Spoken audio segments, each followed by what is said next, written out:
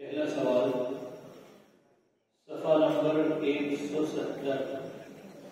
वलम्मा रजअ मूसा इला कौमिही गज़बान असिफा। أعوذ بالله من الشيطان الرجيم. بسم الله الرحمن الرحيم. ولما رجع موسى إلى قومه غضبان أسفا قال بئس ما خلفتموني من بعدي أعجلتم أمر ربكم وألقى الألواح وأخذ برأس أخيه يجره إليه قال ابن أم إن القوم استضعفوني وكادوا يقتلونني فلا تشمت بي الأعداء ولا تجعلني مع القوم الظالمين.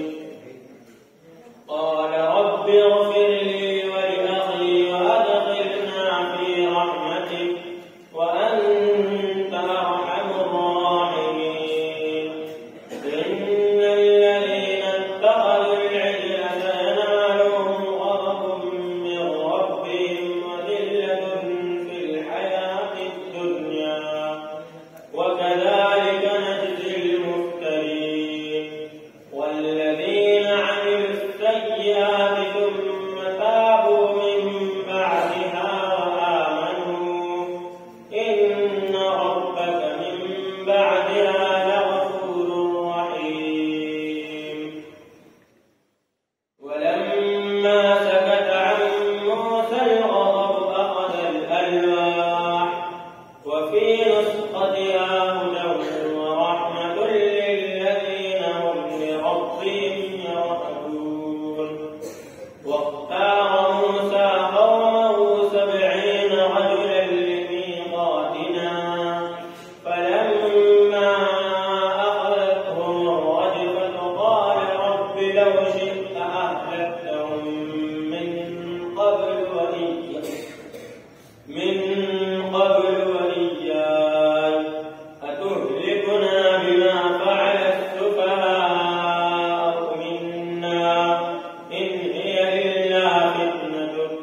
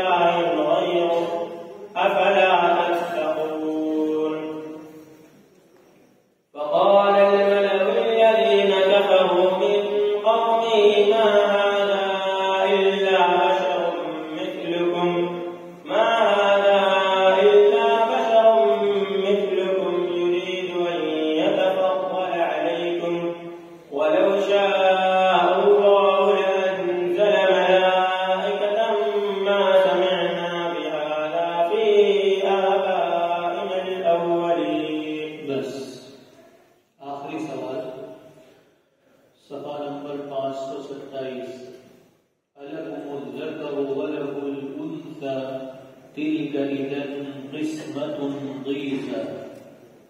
بسم الله الرحمن الرحيم. ألكم الذكر وله الأنثى تلك إذا قسمة ضيزى. إن هي إلا أسماء سميتموها أنتم وآباؤكم ما أنزل الله بها من سلطان إن يتبعون إلا الظن وما تهوى الأنفس ولقد جاءهم من ربهم الهدى. أم للإنسان ما تمنى فلله الآخرة والأولى.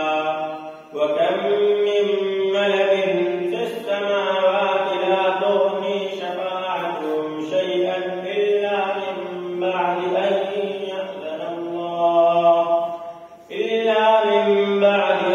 يأذن الله لمن يشاء ويرضى.